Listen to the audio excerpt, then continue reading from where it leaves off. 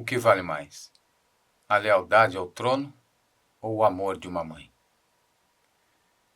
Pois é, essa é a questão da nossa personagem central dessa incrível história escrita por Eça de Queiroz no final do século XIX. Esse conto se chama A Aia e traz uma história realmente de tirar o fôlego, porque é muito, muito difícil a questão em que a personagem se vê. O palácio é invadido e por inimigos cruéis que estão lá para destronar o rei, para, enfim, tomar todo aquele reino, matar todo mundo que tiver ali. E uma condição muito singular se apresenta e a personagem principal, que é a Aia, né, uma escrava, tem que decidir. Ela pode usar de um artifício para salvar o reino, mas aí ela teria que entregar o seu próprio filho, um bebê recém-nascido. Então, eu acho que vocês não vão querer perder essa grande história desse gênio escritor português, Eça de Queiroz.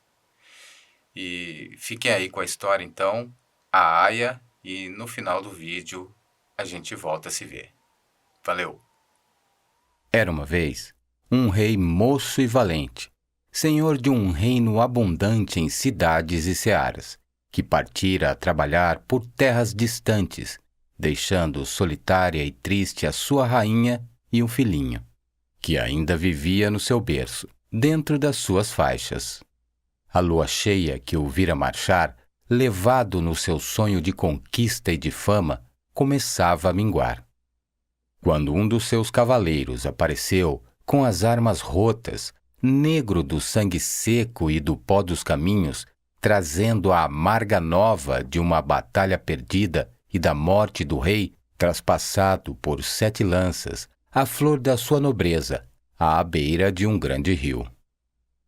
Chorou ainda desoladamente o esposo, que era famoso e alegre.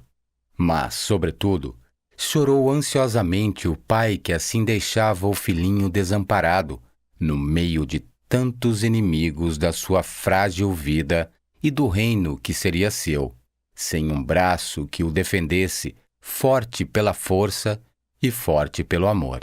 Desses inimigos, o mais temeroso era seu tio, irmão bastardo do rei, um homem depravado e bravio, consumido de cobiças grosseiras, desejando só a realeza por causa dos seus tesouros, e que havia anos vivia num castelo sobre os montes, com uma horda de rebeldes, à maneira de um lobo que, de atalaia no seu fojo, espera a presa. Ai, a presa agora era aquela criancinha, rei de Mama, senhor de tantas províncias, e que dormia no seu berço com seu guiso de ouro fechado à mão. Ao lado dele, outro menino dormia noutro berço. Mas este era apenas um escravozinho, filho da bela e robusta escrava que amamentava o príncipe. Ambos tinham nascido na mesma noite de verão. O mesmo seio os criava. Quando a rainha, antes de adormecer, vinha beijar o príncipezinho, que tinha o cabelo louro e fino, beijava também, por amor dele, o escravozinho, que tinha o cabelo negro e crespo. Os olhos de ambos reluziam como pedras preciosas. Somente o berço de um era magnífico e de marfim, entre brocados, e o berço do outro, pobre e de verga.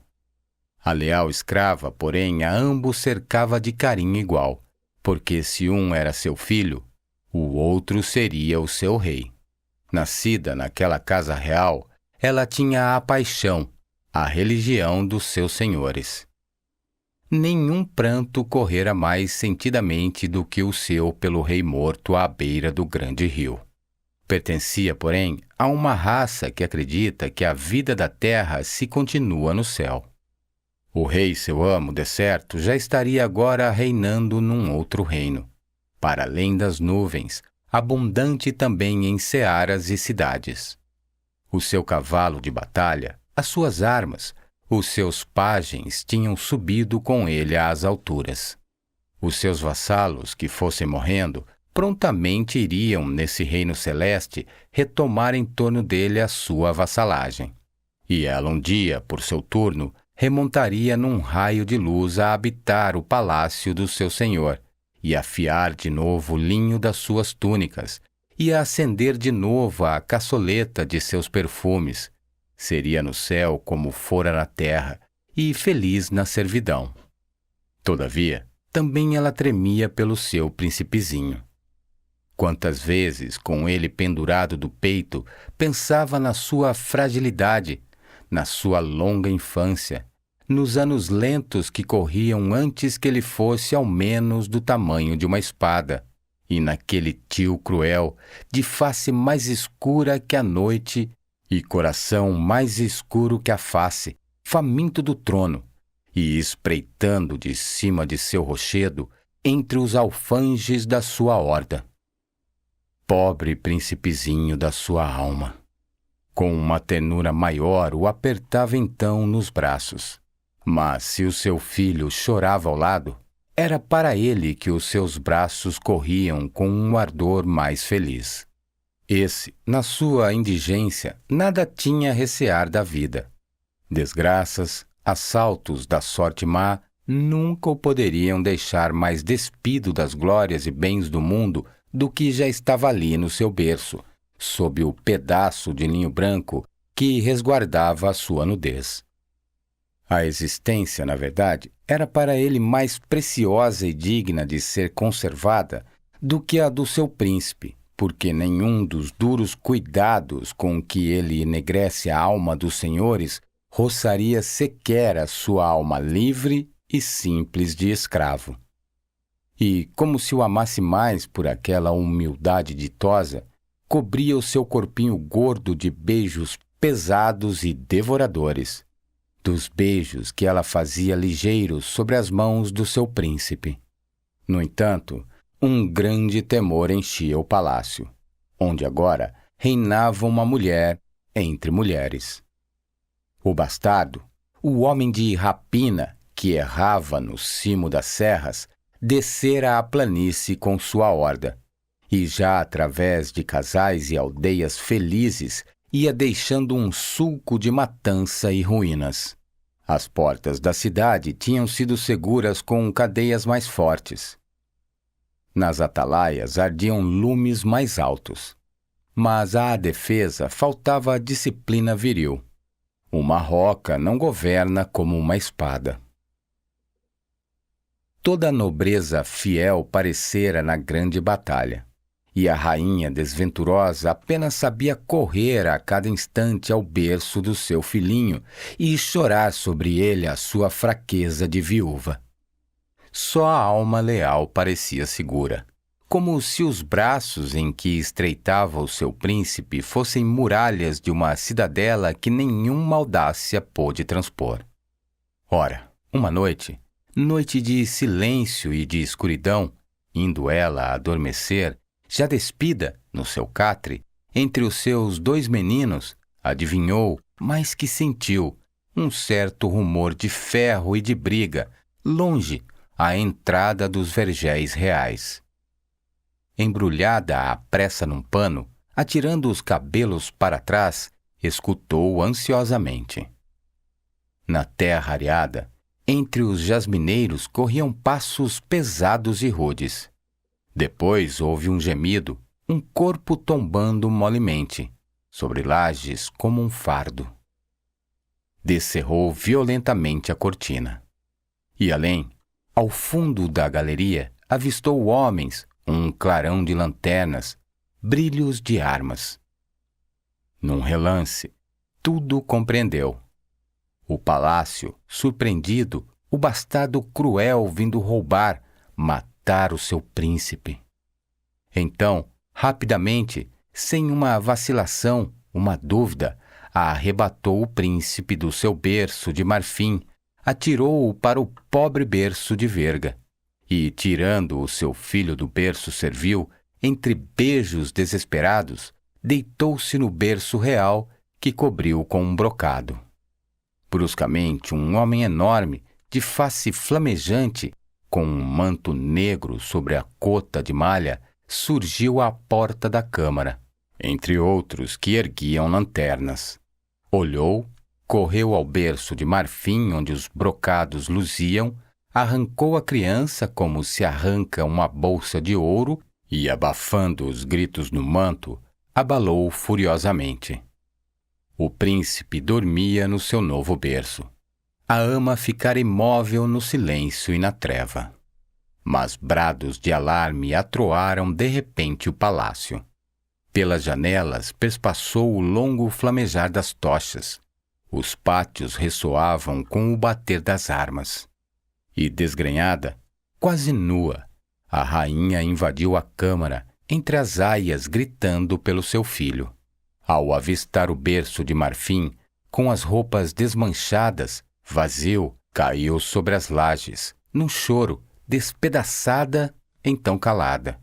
Muito lenta, muito pálida, e a ama descobriu o pobre berço de verga. O príncipe lá estava, quieto, adormecido, num sonho que o fazia sorrir, lhe iluminava toda a face entre os seus cabelos de ouro. A mãe caiu sobre o berço com um suspiro, como cai um corpo morto. E nesse instante, um novo clamor abalou a galeria de mármore. Era o capitão dos guardas, a sua gente fiel. Nos seus clamores havia, porém, mais tristeza que triunfo. O bastardo morrera, colhido, ao fugir entre o palácio e a cidadela, esmagado pela forte legião de arqueiros, sucumbira, ele e 20 da sua horda. O seu corpo lá ficara, com flechas no flanco, numa poça de sangue. Mas, ai, dor sem nome! O corpinho tenro do príncipe lá ficara também, envolto num manto, já frio, roxo, ainda das mãos ferozes que o tinham esganado. Assim, tumultuosamente lançaram a nova cruel os homens de armas, quando a rainha, deslumbrada com lágrimas entre risos, ergueu nos braços para lhes mostrar o príncipe que despertara. Foi um espanto, uma aclamação. Quem o salvara? Quem? Lá estava junto do berço de marfim vazio, muda e hirta, aquela que o salvara. Serva sublimamente leal. Fora ela que, para conservar a vida ao seu príncipe, mandaria à morte o seu filho. Então, só então, a mãe ditosa, emergindo da sua alegria exática, abraçou apaixonadamente a mãe dolorosa, e a beijou, e lhe chamou irmã do seu coração. E de entre aquela multidão que se apertava na galeria, veio uma nova, ardente aclamação, com súplicas de que fosse recompensada magnificamente a serva admirável que salvara o rei e o reino. Mas como?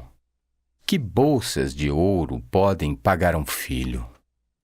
Então, um velho de casta nobre lembrou que ela fosse levada ao tesouro real e escolhesse, de entre essas riquezas, que eram como as maiores dos maiores tesouros da Índia, todas as que o seu desejo apetecesse.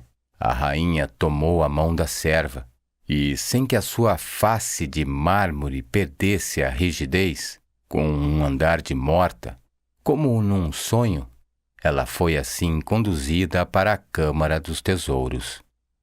Senhores, aias, homens de armas, seguiam num respeito tão comovido que apenas se ouvia o roçar das sandálias nas lajes. As espessas portas do tesouro rodaram lentamente, e quando um servo destrancou as janelas, a luz da madrugada, já clara e rósea, entrando pelos gradeamentos de ferro, acendeu um maravilhoso e faiscante incêndio de ouro e pradarias. No chão de rocha, até as sombrias abóbodas por toda a câmara reluziam, cintilavam. Refulgiam os escudos de ouro, as armas marchetadas, os montões de diamantes, as pilhas de moedas, os longos fios de pérolas, todas as riquezas daquele reino acumuladas por 100 reis durante 20 séculos. Depois, houve um silêncio ansioso. E no meio da câmara, envolta na refulgência preciosa, a ama não se movia. Apenas os seus olhos, brilhantes e secos, se tinham erguido para aquele céu que, além das grades, se tingia de rosa e de ouro. Era lá, nesse céu fresco de madrugada, que estava agora o seu menino. Estava lá, e já o sol se erguia, e era tarde, e o seu menino chorava decerto e procurava o seu peito. Então, a ama sorriu e estendeu a mão. Todos seguiam, sem respirar aquele lento mover de sua mão aberta. Que joia maravilhosa, que fio de diamantes, que punhado de rubis ia ela escolher. A ama estendia a mão, e sobre um escabelo ao lado, entre um molho de armas, agarrou um punhal. Era um punhal de um velho rei, todo cravejado de esmeraldas e que valia uma província. Agarrara o punhal e, com ele apertado fortemente na mão, apontando para o céu, onde subiam os primeiros raios de sol, encarou a rainha, a multidão e gritou: "Salvei meu príncipe, e agora vou dar de mamar ao meu filho." E cravou o punhal no coração. E aí? Impactante, não é? Uma história realmente, além de muito bem escrita, em um tom poético, profundo, personagens maravilhosamente bem construídos, a questão que é colocada diante da protagonista, né, da Aya, é realmente muito difícil de imaginar e de tomar uma decisão, embora ela tenha tomado, tenha feito o que fez.